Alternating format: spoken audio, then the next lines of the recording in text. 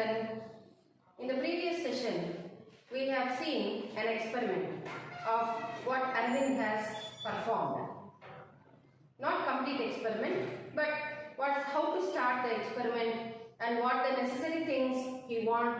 All this just I have shown you. It takes lot of time, isn't it? So just for giving the idea and how to conduct the experiment and how to follow a scientific process or method, I am just demonstrating some of the things. And here in the lesson, like how Arvind has conducted and planned an investigation, like that even Saket, Charita and other boy also has some doubts and they have started undergoing or doing the science method process. This scientific method of doing consists of how many steps? Yes, 5 steps. Observe and plan and investigate. And second one is make a hypothesis. Third one is plan an experiment. Fourth one is conduct an experiment. And fifth one is draw conclusions. So Arvind, in the previous session also, we have seen that Arvind has a doubt or Arvind wants to investigate how the bean plants grow. That too, not in a one type of soil. He has taken the variable as 3 different types of soil. And he made a hypothesis. What's the hypothesis? What you have understood? Hypothesis is a possible answer based on the collected information which has previously already known. So he knows that bean plants will grow in only in potting soil. So he started doing experiment. After the experiment, what the conclusion he has drawn? The conclusion is that the bean plants not only grow in potting soil, but he has observed even in the sandy soil also. Isn't it? Have you understood, all of you? Like that, Charita and Saket and other Priyanka or Sheetal, some other girl, doesn't matter what the name is. So they also want to go for conducting some experiments. Saket wants to know whether how the bulb glows when we connect with copper wires with a battery and to a small LED bulb like this. How is the pathway of the electricity and what makes the bulb to glow? Like this he has taken some of the experiment. So his planning is what, his investigation is what to know that how the bulb glows with the equipment of a battery and a switch and some copper wires he has taken. So he has written a hypothesis that if the wires are connected to bulb, the bulb has to grow when it is connected to a battery. So he started planning the experiment. How to plan an experiment? Collecting all the requirement, that is apparatus, chemicals or the things or the materials what you want to do for the experiment. After collecting all this, what are the variables or which one we have to control and which we have to allow free? This we have to first think about and then we have to conduct the experiment. So like that only Saket has made a circuit with the battery and copper wires and a bulb. So he has first connected it, but the bulb did not glow, whereas he has made a wrong connection. So again he has rectified and he started doing the experiment and came to know that the wire has to connect properly. So observation, conducting, planning an experiment and conclusions. If you go through this different steps, then how the scientists also are doing the experiments will clearly understand. Like that, another girl has came to collect or got in their home or in their surroundings different types of shells. You know, seashells. In the seashore when you go, we'll get the outer skeleton of some of the animals. So she has almost many different types of shells in her hand. She started doing the experiment. What experiment? How this cell structure is, shells are, what different types of patterns and what the different types of sizes are So she started collecting or observing the information or these shells. So like this, whatever she has the material in her hand, she started observing them. So from the beginning of this session and previous session also, I have been repeatedly saying science is possible only through two steps. What are those two steps, children? One is observation and other one is experimentation. Yes, you all have been well understood, I hope so. So one is observation, and how to develop your observation skills also I have demonstrated in the previous session, isn't it? Have anybody started to develop your observation skills? Hope so you all are good children. Try to observe your nature or your surroundings, thereby your scientific knowledge definitely will increase. So like this, through experimentation, how the scientists will do the experimentation we are discussing, isn't it? So like that, the experiments has to go on, and we have to control the variables, and some we have to let free or uncontrolled ones we can go off. And another one we are going to see the experiment what is discussed in the lesson. We have to take beakers and 1 liter of water we have to take in the beakers, 3 beakers, 3 different types of brands of paper towels, paper napkins, that is nothing but what's the language, common colloquial language which we use is paper napkins or tissue paper. Like that, 3 types of tissue papers we have to take, and we have to set the time for 10 seconds into this beaker of water. We have to dip the paper towel. The hypothesis is, what's the answer we have to find out is, which brand or which type of the paper towel absorbs more water. Because for that purpose only we use paper towel or tissue paper, isn't it? So the girl wants to find out here which brand is so good that it absorbs water well. And she wants to say to her father to go for buying that type of paper towels only. So by doing the experiment or by conducting the experiment here, we can know how much water is being absorbed, well absorbed by the type of paper towel. We will now go into that experiment with some limitations I will show to you all. Yes children, on the table you can see some things I have arranged here for another experiment. On the table here 2 beakers are there and 2 types of different companies of paper towels are there. I have set a timer in the phone and a measuring jar. Here first thing I want to say that this is a beaker which has some gradations on the beaker, where you can see ml on this, 50 ml, 100 ml, 150 ml and 200 ml. So the beaker has the capacity of 200 or 250 ml of water. Like this we have to take 2 beakers with of water, either with the help of a measuring jar.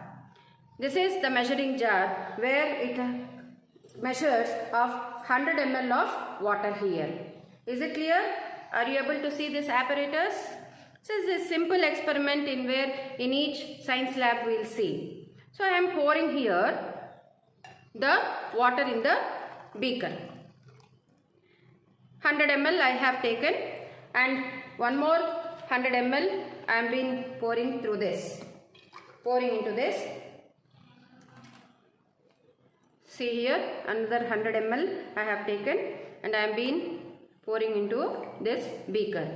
Like that, in the 2 beakers, same amount of water we have to take. Are you able to understand what I am saying? With the help of measuring jar, or as directly the beaker has the gradation marking that much level of water if you take, if both the beakers consist of same amount of water. Isn't so? So, first a girl, Charita, suppose, wants to conduct experiment, what type of paper towel and which type of paper towel will absorb more water? Here, one brand of paper towel I am showing you, all of you. This is an origami type of classic paper towel. You can see in this. So this is one type of paper towel, a brand, and another one is premium napkin, where this is another type of soft tissue, brand of tissue paper. So two paper towels, different brands I have taken. Exact experiment what is given is 3 types of brands of paper towel and 3 beakers we can conduct. But I am taking here 2 just to demonstrate or show you. After taking the water, you have to set the time in a stopwatch or in a phone like this. Before starting the time, you be ready with a brand of paper towel in one beaker and in another beaker like this. Start the time and as well as put both the tissue papers into these beakers for 10 seconds. For 10 seconds. After 10 seconds, for another 5 seconds, you leave it in the time to drain the water of the paper towels.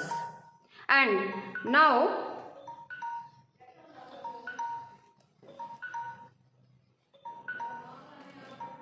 the amount of water left in the beaker, if you measure either with measuring jar or directly if you note how much water is left in the beaker, thereby we can know that which type of paper towel has taken lot or absorbed lot of water. Here in this experiment, if the soft tissue, that is the premium type of napkin, has absorbed more water from this beaker. So the girl has advised the her father to go for buying this type of soft tissue. Thereby we can use it for many number of purposes. Isn't so? So this is the method of scientific process where we can conduct the experiments. A simple experiment the girl wants to do it, so that's why she has collected the equipment and conducted the experiment. I'll again just repeat what the procedure is if it is a little bit confusion. First we have to set the equipment. What's the equipment? 2 beakers of water and 2 different brands of paper towels. And after taking this, the water is a controlled variable and the paper towels are different variables. And what is the hypothesis? Which paper towel absorbs more water? So to conduct this, she has arranged the experiment like this. So what is the procedure? That is 4th step of experiment is conducting the experiment. You have to take the paper towels. I repeat, paper towels. 1 paper towel, not 2. So each paper towel you have to take it like this and dip in the water. Before dipping it, we have to set the watch. For 10 seconds, the paper napkin has to be in the water. After 10 seconds, lift it and let the water drain for 5 seconds. After that, you observe the water level in the beakers. Definitely we will see the difference. As the brands of tissue paper is different, the water amount absorbed by the tissue paper towels also will definitely vary. So she got the answer and she concluded the experiment, that is the soft tissue paper or paper towel absorbs more water. Either this water, either we can directly see the reading or you can transfer it into measuring jar and you can see how much amount of water absorbed by the tissue towel or tissue paper. Yes. Now we will move on to the part of theoretical part of the lesson. Yes. Are you all feeling interested, children? Almost 2 to 3 demonstrations I have shown. for the first lesson itself. I feel very happy to show all this to all of you, because if we have the lab in our school, then only it is possible to see all this type of experiments and as well as apparatus, what are necessary things for the experiment and all this. So we are blessed here to have a lab in our school. Thereby we will come across, or we can demonstrate, teachers can demonstrate and show you number of experiments. And I am repeatedly saying that science is going to be understood when you observe properly and when you see or do an experiment. Isn't it or not? Yes, we have to agree. So, if you want to do the experiments, we have to go for a lab. There are some rules if you want to perform experiments in a lab. So, we will be getting our sprouting some doubts in our mind. If you have such type of doubts, you can clarify with the teachers. And if you got the experience to do by your hands, thereby it is so lucky that you are going to say the first-hand information by yourself. When you are performing as your children, when you are performing the experiment in the lab, there are some rules definitely we have to follow. So the rules in a science lab, what are they, and safety in science we will just observe. What are they? First of all, we have to think ahead. What we are going to investigate? What is the experiment we are going to do? And by doing that experiment, what's we are going to learn? First, that we have to think of. That is, observe and ask questions. Either you can ask the question to your teacher or ask the question to yourself. So like this, first of all, what we want to learn, that we have to think ahead. Second one is, we should be neat. Be neat. Because when we perform the experiments with the hand or in the lab, the place or the hands should be neat. Because the hands are almost, I can say, 5-star hotels for number of organisms or number of substances.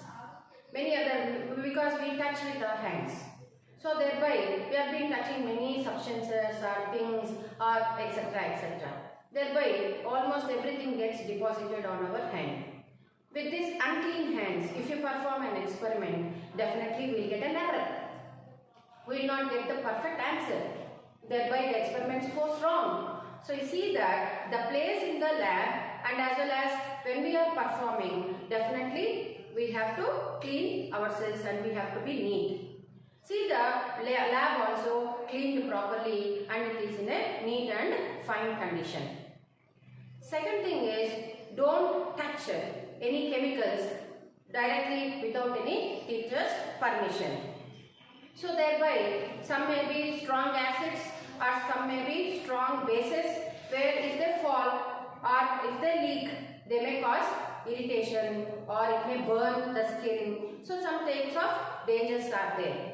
So without teacher's permission or under the teacher's guidance, only you have to go and use the chemicals. So be careful with the chemicals. And next, watch your eyes. After touching or after entering into the lab, you should not repeatedly touch your eyes. Because as the place is where continuously some experiments are being doing, so some of the chemicals may spill here and there. Even though you wipe or even though you mop it or even you clean it, some of the strongness of the chemicals may still persist. So that's why we should not continuously touch our eyes. So that may damage. Or don't go near the experiment when any electrical devices are being using or any chemicals when we are being mixing. They may spurt out or they may give the evolution of some of the gases harmful to our eyes. Thereby the damage of eyes can occur. So don't go near to the experiment. A distance has to be maintained and don't keep your eyes or rub your eyes when you are in the lab. And the other one is, don't smell or try to eat. Yeah, we'll say. because they are all chemicals. We should not touch, or we should not eat, or we should not get to our eyes here, because they are all powerful. So don't try to taste or eat the types of chemicals. Next, protect yourself from the shocks in the lab. When you are especially doing electricity experiments, don't go off keeping directly putting the wires into the plugs, or without guidance, or without in the presence of teachers. Don't go for doing this type of experiments. You must be very careful against or protecting yourself from the shocks. Then you see that after doing the experiment also, keep the surface or keep your lab very clean. That is going to help or perform the experiments in a clear manner without any errors. And the scientists, at school level I have been saying all this, the scientists will have very big labs whereby they will be following all the methods, how the lab has to perform, what the necessary equipment the lab must consist of, and how to test this all in almost in sophisticated places. Suppose if you take virology or if you take bacteriology, to the scientists where they are growing special breeds of cultures of virus or bacteria, the place will be of, the lab will be of under highly controlled conditions. Not even the air will enter, even the air will be purified. Temperatures are being maintained and the aseptic conditions are being seen in the lab. So thereby the microorganisms or whatever the strains or genetic experiments or tissue culturing experiments, whatever they are being doing, they will be of aseptic condition. That means no infestation or no infection of microorganisms in that experiment. So like this, sophisticated, comfortable and as well as highly developed laboratories we may see in number of places even in our country. Now what I am saying, you all are listening carefully. Is it interesting? Is anybody got the idea to become a scientist? How many of you? Really, if you get this idea itself in your mind, you are going to learn science very well in your life. And I can say the life is science and science is life, because it is very closely related to us. Without that, there will be no betterment of our life, and without that we cannot understand our life. So that's why I am giving this quotation, that is, science is life and life is science. Thank you for listening. We will move on to the next part of the lesson in the next session. So are you clear with how to be or how to behave in a lab? So like this, even the scientists are trained too. And when they enter into the labs, their own labs or the government labs or their society labs, like that, they follow all these types of rules. How to clean even the apparatus and how to keep them clean, what the reactions and how these chemicals they have to keep and where they have to keep, either in the dark or in the cold places. These all information we will get when we go or enter into the lab, and scientists are well know about these topics. Here, when you conduct the experiment, after the experiment we draw some conclusions. So in the question paper or when you get a question how to perform an experiment, how you are going to prove the experiment, we have some procedure for writing the answer also. So what is the aim of the experiment? What are the apparatus or materials required for the experiment? The procedure of the experiment, the result and inference or conclusion. Like this. The write-up also we have to practice. In this write-up there are different types of styles. One is they'll write like this, the first normal or formal procedure, and the second one is for easy glance of experiment. They'll go for using statistical analysis or mathematical incorporation of the data either by drawing pie diagrams or graphs or bar graphs or histograms like this, Thereby by once seeing the experiment, Due to this, by this data, definitely we can easily understand the conclusions of the experiment. So, this coronavirus, just now we have been talking continuously in my sessions that how many people have been affected in India, how many have discharged from the hospitals. These are in the news, daily news, we are getting in the form of graphs. Have you listened or have you watched this type of information? So, whatever the data has been collected after doing the survey or observation or experimentation, for easy understanding purpose, we'll go for the application of the data or depiction of the data.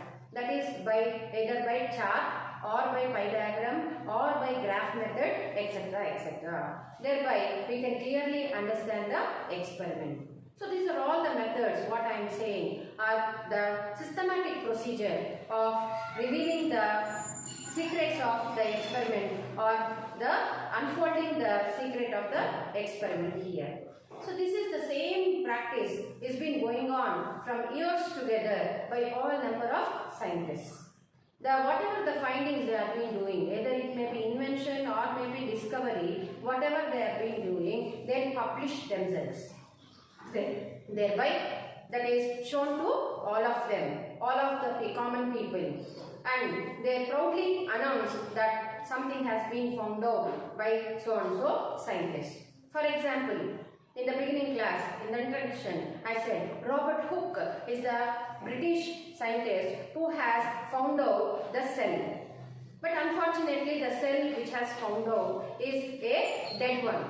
So, Robert Hooke has discovered a dead cell structure like imagine resembling a honeycomb. So, he has seen the cells as empty spaces, as almost like honey hive-sized and as well as shaped structures he has been understood. Like this, the science can be improved and keeping going on changing from scientist to scientist discovery and or pulling up all the information. Thereby, we are being adding the new findings or new inventions and discoveries to the previous knowledge or previous information. We will move on to the next information which is present in the lesson of first chapter in the next session. End of this session, you are going to get a puzzle where you have to write in this crossword different types of flowers. The clues are given across and down and even the words in the word bank. So think and just fill up this crossword puzzle. And another one, in a word maze, you have to search for the words given next to that and identify them and circle them in the word maze given to you.